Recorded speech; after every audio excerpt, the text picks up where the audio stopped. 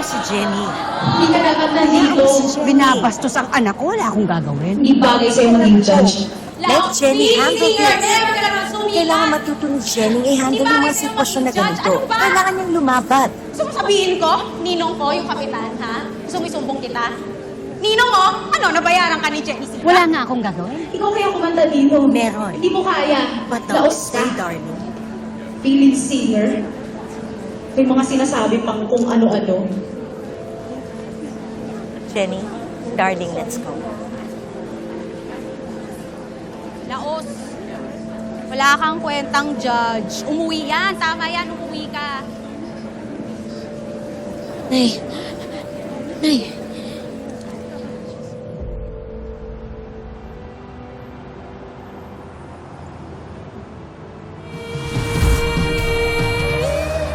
Jenny, bumaba ka na dyan sa stage!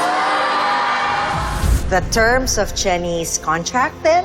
Wala nang negotiation na mangyayari. And we won't be moving forward with signing Jen. Ayan! Oh! Tama na! Sabit! Oh!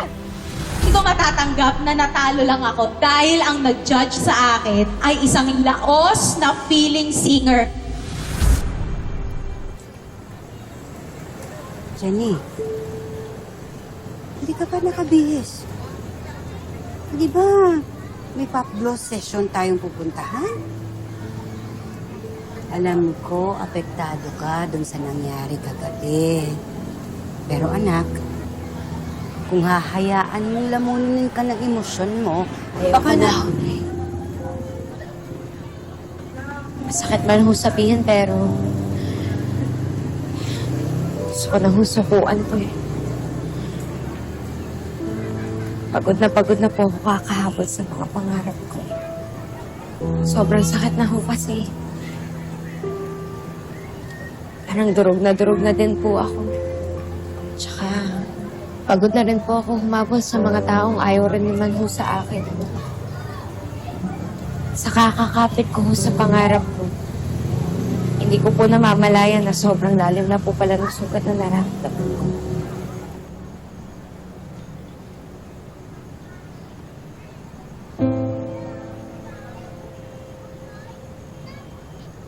Jenny, tama ba yung narinig ko? You're giving up? You still have chances. Itatapon mo na lang ba lahat ng yun? Bakit po ba ko ba ito ginagawa, Miss Van? Wala naman akong naniniwala sa akin eh. Wala na rin akong naniniwala kahit sa kredibilidad ko bilang isang singer. Wala na akong lugar dito. Stop that.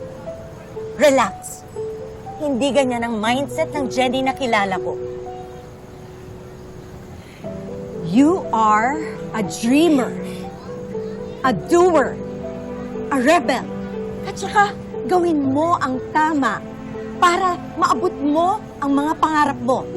Kahit na ayaw pa ng iba. Huwag mong pakinggan ang mga sinasabi nila. Iba naman ako kasi ngayon. Dati po, hindi ko naman po alam kung ano yung mundo na pinapasukan ko eh. Akala ko po, sapat na yung magaling ka, yung binibigay mo at ginagawa mo palagi yung best mo. Pero hindi po pala, kailangan perfecto ka. Nobody has to be perfect, Jenny, darling. You're very talented. You're a sensible leader. A visionary. So please, stop with this imposter syndrome. At bumalik ka na dun sa dati. At pag ready ka na, balikan mo ako. I don't want to waste my time sa mga taong mahihina ang loob.